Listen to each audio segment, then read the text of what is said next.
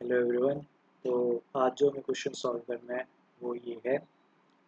Question देखते हैं। A sinusoidal pulse is generated at x is equal to 0 and t is equal to 0 on a straight line along x axis. तो हम यहाँ देख सकते हैं x एक्सिस के अलोंग एक साइनोसॉइडल पल्स हमें दी हुई है। तो ये हमारी वो साइनोसॉइडल पल्स है जो 1 मीटर पर सेकंड से जा रही है।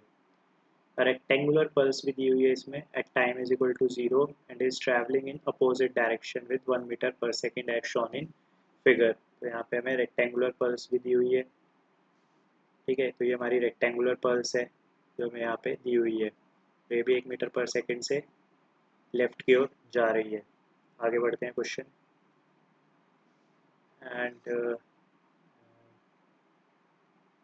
the displacement of the particle at x is equal to 9 metre and time is equal to 8 second हमें कैलकुलेट करना है। सो पहले हमें देखना होगा कि 8 सेकेंड पर ये पल्सेस कहाँ पर होंगी। अभी हम देख सकते हैं कि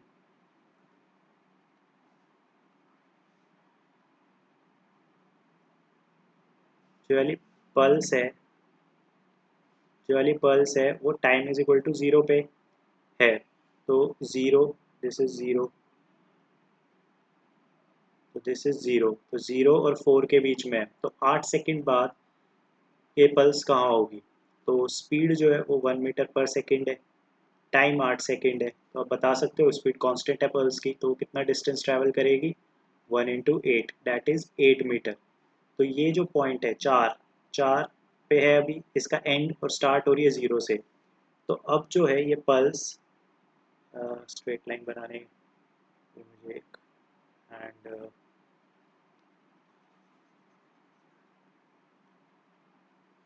तो स्ट्रेट लाइन। तो ये पल्स जो है 0 पे है। ठीक है, तो 8 मीटर इसे चलना है तो ये 8 पे आ जाएगा जो इसका स्टार्टिंग पॉइंट है। ऐसे मेरे पास एक 10 होगा, एक 12 होगा। ठीक है, तो 8 पे इसका स्टार्टिंग पॉइंट होगा ये वाला पॉइंट। अगर मैं इस पॉइंट को नाम दे दूँ ए पॉइंट और इस पॉइंट को नाम दे देता हूँ मैं बी पॉइंट, तो ए पॉइंट आएगा यहाँ पर, 8 मीटर चलेगी। सो ए पॉइंट आ जाएगा यहाँ पर और बी पॉइंट आ जाएगा यहाँ पर, क्योंकि 4 प्लस 4 प्लस 8 12, 4 प्लस 8 हो जाएगा और ये 0 प्लस 8 हो जाएगा। तो 8 सेकेंड के बाद ये 8 पर आ जाएगी, ये 12 पर आ जाएगी। तो ये पल्स कुछ इस तरह होगी। ठीक है, तो ये हमारी साइनोसॉइडल पल्स तो ऐसी होगी। अब हम देखते हैं हमारी दूसरी पल्स कैसे होगी। तो स्क्वायर पल्स है, ये 16 पर है, इसका एक एंड 16 पर है और दूसरा एंड इसका 18 पर है। तो जो 16 वाला एंड है वही 1 मीटर पर सेकेंड की स्पीड है इसकी भी, टाइम 8 सेकेंड्स है मेरे पास। तो ये कितना डिस्टेंस ट्रैवल कर लेगी, ये भी 1 मीटर डिस्टेंस। तो 16 माइनस 8, तो इसमें से माइनस 8 कर देंगे दोनों में से, तो ये 9 पर आ जाएगी, सॉरी 10 पर आ जाएगी ये, और ये आ जाएगी 8 पर। हमारी जो पल्स है वो कुछ इस तरह होगी। यस, तो ये हमारी पल्स होगी। ठीक है, ये हमारी पल्स यहाँ पर इस तरह आ जाएगी। ऑल राइट, इतना समझ आया। तो हमारी पल्स, तो ये जो डायग्राम मैंने बनाया ये है time is equal to 8 second पर। और उसने मुझसे पूछा है कि 9 मीटर पर पार्टिकल का डिस्प्लेसमेंट क्या होगा। तो यहाँ कहीं 9 मीटर होगा। ठीक है, तो यहाँ पर 9 मीटर है और दोनों पल्स, अगर मान लो मैं मान लेता हूँ कि ये जो है ये मेरा y1 है और ये मेरा y2 है। तो इन दोनों का डिस्प्लेसमेंट मुझे कैलकुलेट करना है x9 पर। तो इन दोनों पार्टिकल्स का डिस्प्लेसमेंट होगा, y2 का भी होगा और y1 का भी होगा। सो 9 पर अगर मुझे x इज इक्वल टू 9 पर अगर मुझे कैलकुलेट करना है तो मुझे y1 भी कैलकुलेट करना पड़ेगा और y2 भी कैलकुलेट करना पड़ेगा। और सुपर इम्पोजिशन प्रिंसिपल अगर हम अप्लाई करें, सुपर पोजिशन प्रिंसिपल हमें अप्लाई करना होगा। सुपरपोजिशन प्रिंसिपल के अकॉर्डिंग नेट जो होगा इन दोनों का समेशन होगा। यहाँ से आप देख सकते हो कि जो पार्टिकल y2 का है वो तो यहीं पे होगा जो इसका एम्पलीट्यूड है। और अगर हम यहाँ पे एम्पलीट्यूड देखें तो इट इज़ 10 मिलीमीटर, 10 मिलीमीटर या 1 सेंटीमीटर। सो y2 की वैल्यू तो मुझे पता है कि y2 at x is equal to 9 is 1 centimetre या 10 मिलीमीटर बोल दो या 1 सेंटीमीटर स्क्वायर वेव है। हमें कैलकुलेट करना होगा y1 जो कि एक साइनोसॉइडल वेव है। तो y1 कैलकुलेट करने के लिए मुझे इस इक्वेशन को लिखना होगा। अगर आप साइनोसॉइडल इक्वेशन, सो हमें ये y1 के लिए हमें सॉल्व करना होगा। सो y1 जो है वो एक इक्वेशन साइनोसॉइडल वेव है। साइनोसॉइडल वेव का इक्वेशन क्या होता है? Sinusoidal wave travelling in plus x direction. Sinusoidal wave traveling in plus x direction. So we are solving for y1. We want y1 at, so इसका equation होगा y is equal to a sin kx minus omega t, kx minus omega t। ठीक है, तो ये हमारे पास equation होता है। Now we सी कि जो ये हमारे पास साइनोसॉइडल वेव है, अभी मैं इसे इरेज कर रहा हूँ, जो भी मैंने यहाँ पे डायग्राम में बनाया है इसे समझने के लिए मैं इसे इरेज कर देता हूँ।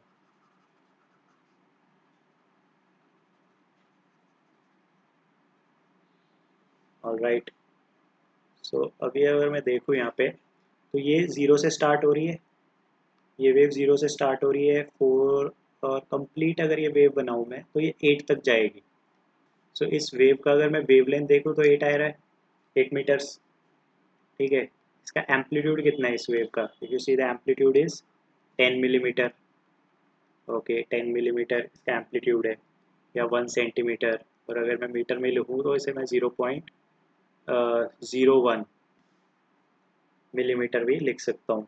तो क्योंकि मैं मीटर में लिखना चाहता हूँ सारी चीज़ें, so I'll write it as 0.01 metre. तो ये मेरे पास एम्पलीट्यूड हो गया इसका। So can we find out this k factor?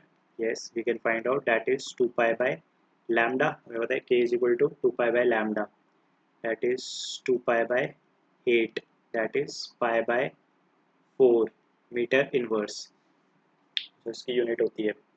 And we are know कि omega, can we calculate omega? Yes, हम ओमेगा भी कैलकुलेट कर सकते हैं। Omega is K we.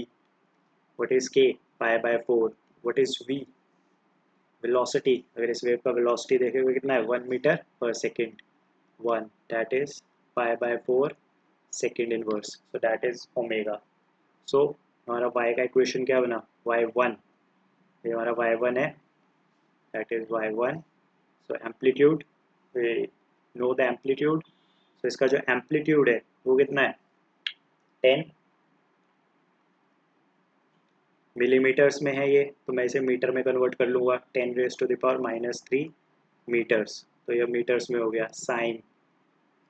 And what is the value of K? Is pi by 4, pi by 4 T minus pi by 4 X. So ये हमारे पास एक general equation आ गई, जो हमारे पास y1 का एम्पलीट्यूड की जनरल इक्वेशन मेरे पास ये आ जाती है। अब मुझे कैलकुलेट करना है, मुझे दिया हुआ है कि मुझे कैलकुलेट करना है x इज इक्वल टू 9 पे and time is equal to 8 पे। सो हमें गिवन है कि x 9 metre and time is equal to 8 second. इस पे हमें y2 हम पहले बता चुके हैं कितना होगा। सो y1 इज, तो y1 तो ऐसे लिख लेंगे x 9 मीटर टाइम 8 सेकेंड्स। तो इस पे y1 का क्या वैल्यू आएगा? जस्ट पुट कर दो यहाँ पे, इसे सॉल्व करेंगे 10⁻⁻², यहाँ पे sign, you will get pi by 4 into 8 minus pi by 4 into x is 9। Alright, so pi by 4 common ले लेंगे,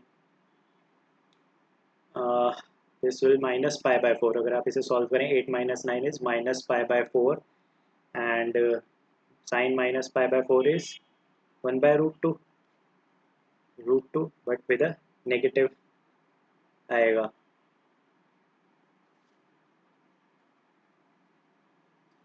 So will come as 1 by root 2 centimetre. तो ये 1/√2 सेंटीमीटर आ गया, क्योंकि मैंने इसे सेंटीमीटर में रखा हुआ है। सो नाउ हम इसे ऐड कर सकते हैं। तो अब मुझे कैलकुलेट करना है, तो y1 मिल गया मुझे यहाँ पे,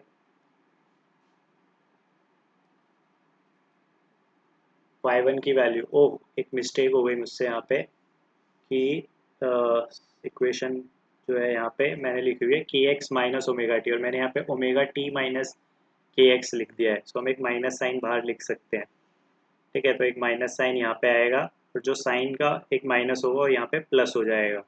यहाँ से एक माइनस आएगा, साइन माइनस पाई/4, वो माइनस हम बाहर ले जाएंगे तो प्लस हो जाएगा। तो ये मिस्टेक थी, 1/√2 centimetre. Now now we want to calculate the net result. Net result क्या होगा? So net result is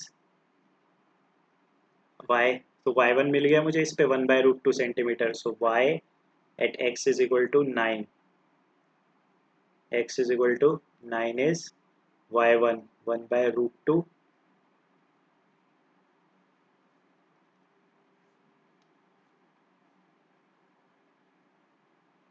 1/√2।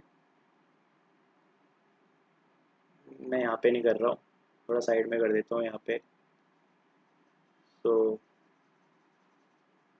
Make some space for it.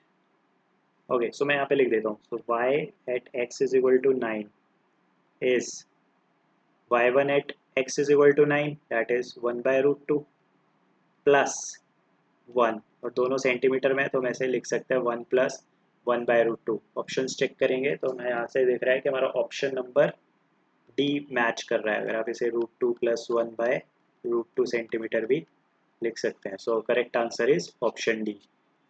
Thank you.